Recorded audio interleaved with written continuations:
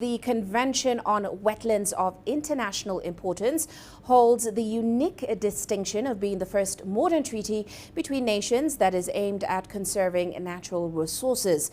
Now, with about 40% of the world's plant and animal species living and breeding in wetlands, they've been deemed to be fundamental to biodiversity. Now, the signing of the Convention on Wetlands took place back in 1971 in the small Iranian town of Ramsar. Since then, it has been known as the Ramsar Convention. Now, that intergovernmental treaty aims to halt the worldwide loss of wetlands and to conserve through wise use and management those that do remain today. Well, let's now find out all about that treaty with Dr. Musonda Mumba, Secretary General of the Ramsar Convention on Wetlands. She joins us now via Zoom. Great to have you with us, Dr. Mumba.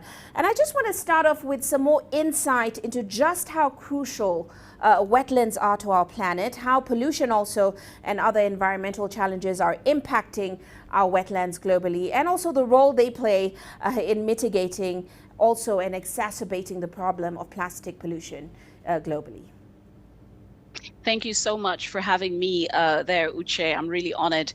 I just want to say we're a convention that has contracting parties or member states that are 172 across the world. So it's a diverse spectrum of wetlands, from the sea, mangroves, mountain, glaciers, rivers, lakes in the high altitude areas. So as you can imagine, all these different landscapes have different contexts and they manifest rather differently. But what we do see, considering that I'm here in Nairobi at the International Negotiation Treaty for Plastics, is, for example, in the rivers that we see for Nairobi River here in a city, which is a wetland system, we see loads of plastics, and these plastics are choking these spaces. And I'm actually wearing a pin here for dragonflies. These are spaces where you'd naturally see amphibians or other insects, etc., flying about, but you don't see them anymore, which means they're disappearing because of the quality of the wetland and the circumstances under which we have found ourselves.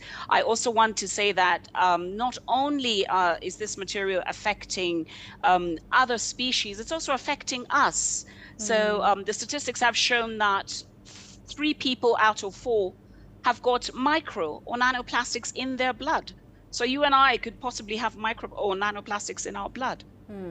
And it is interesting because we're not talking about this enough. The world's focus is currently on climate change when we talk about environmental matters. But tell us more about what this Ramsar Convention on Wetlands is and exactly how it plans to target and sort of protect wetlands specifically globally. Right. So the convention in its construct brings the 172 countries together and focuses on 3 core pillars. Firstly, it looks at collaboration, international collaboration. How do we work together as a constituency? Then secondly, it looks at the wise use. How do we use these wetlands wisely? And I could give an example and another example as well. And then lastly, it also looks at the conservation of these wetland species. For example, and I'll potentially give the example here in Kenya, because Lake Naivasha is a Ramsar site, which the country of Kenya designated when it became a contracting party to the convention. And yet Naivasha is also the place where we see the flowers that go to the world. Over 95% of the flowers that are sold to the world. So the actual private sector entities have been working very hard to have innovative ways of managing the waste that goes into the lake, making sure that there's constructed wetlands before the water gets into the lake so that the wastewater gets cleaned. They also have technological advances in hydroponics, where there's a drop going to each flower, to make sure that the actual utilization of the water from the lake is not over abstracted. And at the same time, there's enough water for the populace in Naivasha, and also for the birds that migrate all across from Europe to Africa to this system. So we make sure that we work very closely with governments. We work very closely with communities who are living in close proximity to these wetland systems and are in use on a daily basis. Now, tell us a bit more about this intergovernmental collaboration, because when it comes to climate change, we've seen that it has been tough reaching sort of a global consensus. But how does the Ramsar Convention sort of facilitate collaboration amongst nations? Well, the convention facilitates collaboration through synergies and through partnerships. And because also our convention, when it was born, was really kind of focused around bird species, because, bird species are a lot easier to see because of their migratory pathways, especially the ones that migrate across vast distances. Now, birds are also very good indicators in many cultures. For example, I come from Zambia. When we saw swallows in the sky, we would know that the rains would come. These days, when people look into the sky, we say, well, we're not sure if it's going to rain or not. So our convention is very closely interlinked to the climate work, to the biodiversity work, to food systems and agriculture. It brings intersectionality. Wetlands bring intersectionality to all mechanisms and systems.